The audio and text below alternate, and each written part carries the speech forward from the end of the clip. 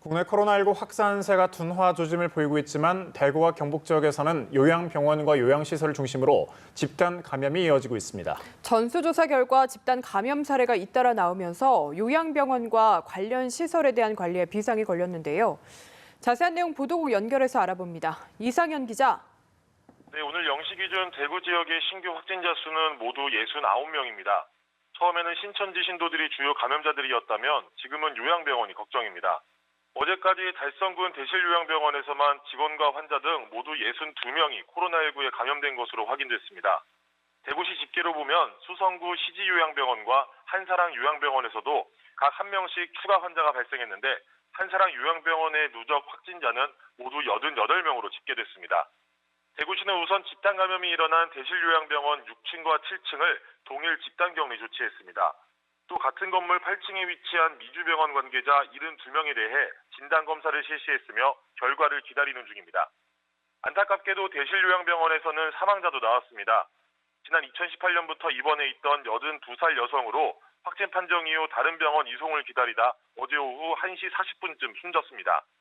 일반 의료기관인 대구 파티마병원에서도 간호사 1명이 추가 확진 판정을 받아 격리 상태에서 치료를 받고 있습니다.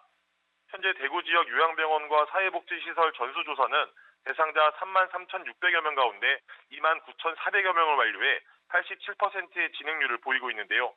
이 가운데 192명이 양성 판정을 받았고 3,900여 명은 검사 결과를 기다리고 있습니다. 네, 경북 지역에서도 요양병원에서 집단 감염사를 속출하고 있다고요?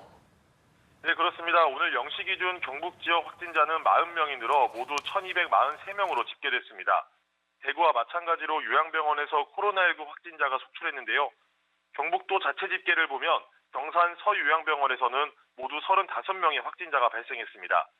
서요양병원은 발열과 인후통 증세에도 아무런 조치 없이 출근을 했던 한 직원이 확진 판정을 받은 뒤 전수조사가 진행되는데요. 이곳에는 현재 환자 180여 명과 의료진 130여 명이 생활하고 있어 추가 감염 여부도 배제할 수 없는 상황입니다. 이처럼 요양병원의 경우 대부분 고령인데다 기저질환까지 앓고 있어 감염병에 매우 취약합니다. 때문에 보건당국은 관리 소홀로 집단 감염이 발생하는 요양병원이나 시설에 대해 법적 책임을 묻겠다며 강도 높은 대책 마련에 나섰는데요. 하지만 이미 산발적 집단 감염이 일어난지라 뒷북 대응이라는 지적도 나오고 있습니다. 지금까지 보도국에서 전해드렸습니다.